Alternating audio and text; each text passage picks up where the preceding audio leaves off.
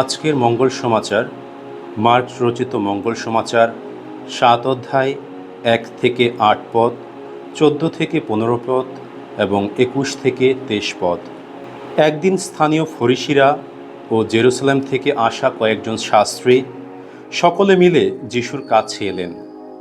তারা লক্ষ্য করলেন শিষ্যদের মধ্যে কয়েকজন অশুচি হাতেই অর্থাৎ হাত না ধুয়েই খাবার খাচ্ছেন। ফরিসিরা এবং অন্যান্য ইহুদিরা তো প্রাচীনদের প্রবর্তিত নিয়ম নীতি পালন করেই থাকে। তারা ভালোভাবে হাত না ধুয়ে কখনো খেতে বসেন না। আবার বাজার থেকে ফিরে এসে তারা স্নান না করেও কখনো খেতে বসেন না।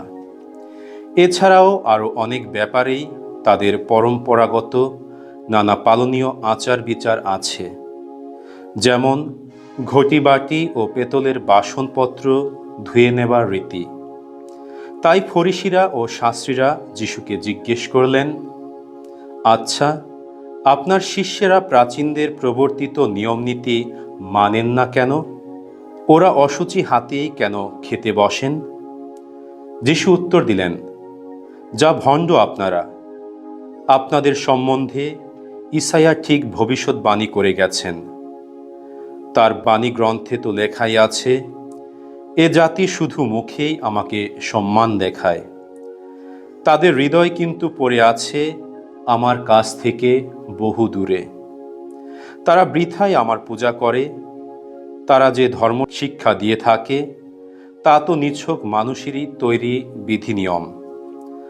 আপনারা তো ঈশ্বরের আদেশ উপেক্ষা করে মানুষের তৈরি ওই সব নিয়মনীতিকেই আঁকড়ে বসে আছেন। যিশু তখন উপস্থিত সকলকে আবার কাছে ডেকে বললেন, আমি যা বলছি তোমরা সবাই তা শোনো আর বুঝে নাও। এমন কিছুই নেই যা মানুষের বাইরে থেকে ভেতরে প্রবেশ করে তাকে অশুচি করতে পারে, বরং মানুষের অন্তর থেকে যা বেরিয়ে আসে তাই মানুষকে অশুচি করে তোলে। কেননা মানুষের হৃদয়ে থেকেই তো বেরিয়ে আসে এমন সব অসৎ অভিপ্রায়, যার ফলে শুরু হয় অবৈধ সংসর্গ, চুরি, নরহত্যা, ব্যভিচার, লোলুপতা, দুষ্টতা, প্রতারণা, যৌন উচ্ছৃঙ্খলতা, ঈর্ষা, পরনিন্দা, অহংকার ও মতিভ্রম। এ সমস্ত দুষ্টতা মানুষের অন্তর থেকেই বেরিয়ে আসে, আর এই সবই মানুষকে অশুচি করে তোলে। প্রভুর মঙ্গল সমাচার।